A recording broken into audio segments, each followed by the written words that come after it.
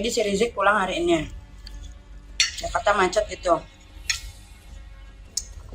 Habib itu Kang Obat. Ustadz Maher sebut Nikita Mirzani lonte, Kiki The Potters beberkan buktinya. Itu semua tuh diteror sama dia. Semuanya diteror. Ya, mulai dari teman-teman saya diteror, label musik tempat saya bernaung diteror, produser saya Pak Yan Juwana diteleponin, mencari saya gitu. Hanya mencari si orang Kiki The Potter gitu. Jadi dia begitu sukanya sama saya pada saat itu sampai akhirnya saya tidak mau menanggapi dan akhirnya dia mengancam bahwa akan minum Baygon. Nikita Mirzani akan minum Baygon. Saya pikir itu sebuah ancaman yang main-main saja, ya kan? Hanya main-main saja. Ini orang lu gila, gue pikir kan, lu nggak mungkin lah minum Baygon. Dalam artian lu kan cowok kan banyak, bukan saya aja. Kalau saya nggak mau kan masih banyak cowok lain yang mau gitu kan. Maksud saya itu begitu. Siapakah di antara 4 orang di bawah ini yang layak masuk surga? 1, Nikita Mirzani. Yang kedua, Paus Paulus. Yang ketiga, Pendeta Yohanes. Sehingga mulai dari anak-anak muda sampai ke struktur politik di mana saja di dunia, terutama orang-orang yang iman kacang goreng itu merendahkan agama ini, merendahkan apa yang sedang diperjuangkan oleh Rasulullah Muhammad SAW. Sangat bahaya lidah kita. Makanya Rasulullah SAW menggambarkan di hadis yang sahih, man kana yu'minu billahi wal yawmil akhir falyaqul khairan aw liyasmut. Ada 2 pilihan. Kalau Anda beriman kepada Allah dan hari akhirat, berkatalah yang baik atau diam. Berarti menurut saya, apalagi di masa sekarang, jauh lebih baik memilih diam daripada berbicara. Idza kana al-kalamu min fiddah fas-sukutu min dhahab. Kalau berbicara itu dinilai seperti nilai perak, tapi jauh lebih mahal berdiam karena nilainya seperti emas. Karena sangat membahayakan, bukan bisa menyakiti perasaan orang lain, bukan bisa membahayakan hati kita, bahkan bisa membawa kita masuk neraka. Ustadz Maher sebut Nikita Mirzani lonte, Kiki The Potters beberkan buktinya. Perseteruan yang terjadi antara Nikita Mirzani dan Ustadz Maher semakin memanas.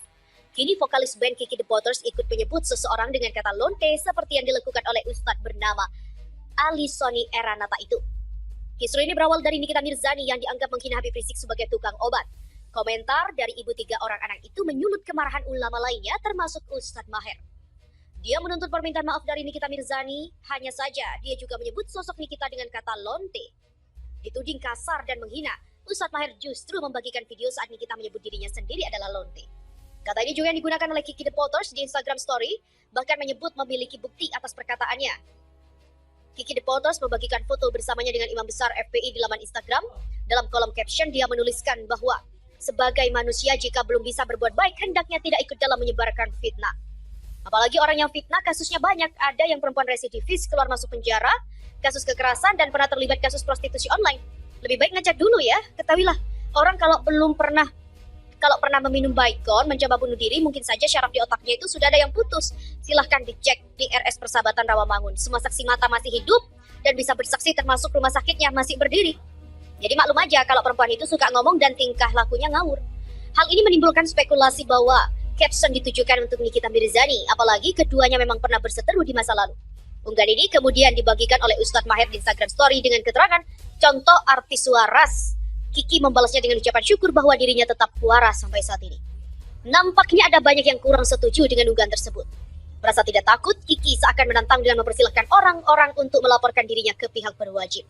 Dia juga menambahkan bahwa dirinya tidak kemana-mana. Sebagai lelaki, dia mengaku sangat halus dengan omongannya. Instagram Story Kiki soal hal ini pun dibagikan ulang oleh Ustadz Maher di story akunnya. Tak hanya itu, pelantun keterlaluan ini turut menanggapi direct message yang mempertanyakan sikapnya termasuk disebut pansos. Kiki membantah melakukan hal itu. Katanya dia sudah cukup lama menjadi artis dan tidak lagi butuh pengakuan untuk sekedar mencari nama. Sebab terisi hati-hati dengan titik hitam. titik hitam demi titik hitam demi titik hitam sambil hatinya menjadi hitam. Tidak, la yunkiru munkaran wa la ya'rifu ma'rufan. Tidak akan mengetahui ma'ruf dan tidak membedakan antara ma'ruf dan munkar. Sangat bahaya lidah kita. Makanya Rasulullah sallallahu alaihi wasallam menggambarkan di hadis yang sahih, "Man kana yu'minu billahi wal yawmil akhir falyaqul khairan aw liyasmut." Ada dua pilihan. Kalau Anda beriman kepada Allah dan hari akhirat, berkatalah yang baik atau diam. Berarti menurut saya, apalagi di masa sekarang, jauh lebih baik memilih diam daripada berbicara. Idza kana al-kalamu min fiddah fas-sukutu min dhahab. Kalau berbicara itu dinilai seperti nilai perak, tapi jauh lebih mahal berdiam karena nilainya seperti emas. Karena sangat membahayakan, bukan bisa menyakiti perasaan orang lain, bukan bisa membahayakan hati kita, bahkan bisa membawa kita masuk neraka. Rubba kalimatin yaquluha qail la yulqi laha balan min sakhatillah tahwi bihi fin nari 70 kharifa. Bisa saja seorang berbicara tapi dia tidak menilai dan memperhatikan perbicaraannya, mendapatkan kemurkaan Allah gara-gara perbicaraannya itu dan masuk neraka 70 tahun. Satu kata bisa membawa kita masuk neraka. Bagaimana kalau kita dari pagi sampai malam suka menjelekkan orang, menghina orang, gosip orang, fitnah orang, apalagi orang yang dibicarakan itu adalah ulama. Hati-hati. Ulama adalah pewaris para nabi. Kalau ada ulama yang bersalah, kita punya sikap dan kewajiban menutupi kesalahannya. Kalau tidak bisa membela, paling tidak menutupi aibnya. Ini ulama kalau sudah rusak nama baik mereka, na'udzubillah, jangan kita terlibat merusakkan nama-nama baik mereka. Mengapa kita berusaha menutupi aib orang lain? Supaya kita ditutupi aib kita oleh Allah Subhanahu wa taala. Man tatabba'a aurata akhihi, tatabba'a Allahu auratah walau fi jawfi baitih. Barang siapa yang suka mengikuti aibnya orang, akan Allah membuka aibnya walaupun di dalam rumahnya sendiri. Jamaah sekalian yang dimuliakan Allah Subhanahu wa taala. Banyak pesan-pesan Allah di suratul Hujurat. Saya nasihatkan Anda semua kalau nanti pulang, buka Al-Quran suratul Hujurat. Banyak nasihat-nasihat, moral-moral, akhlak-akhlak untuk mendidik kita kalau kita bisa belajar dan kita praktik. Allah Subhanahu wa taala berfirman, A'udzu billahi minasy syaithanir rajim. Ya ayyuhalladzina amanu in ja'akum fasiqun binaba'in fatabayyanu an tusibu qauman bijahalatin fatusbihu ala ma fa'altum nadimin. Allah Subhanahu wa taala mengajarkan kita untuk bertabayyun ketika kita didatangin berita fitnah. Berita yang tidak jelas sumbernya, hati-hati. Sama dengan posisi lidah adalah posisi HP. Ketika kita menerima sebuah berita, dengan mudah kita sudah membaca, tidak tahu sumber berita apakah benar atau tidak, langsung kita copy, terus dipas dan dikirim.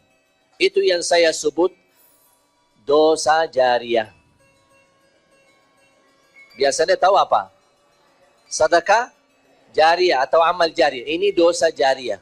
Apa itu dosa? Kalau sudah terlanjur kita menerima berita yang hoak, berita yang tidak benar, atau video yang tidak benar, atau video isinya maksiat dan dosa, terlanjur kita sudah lihat, sudah cukup. Astaghfirullah wa atubu ilaih.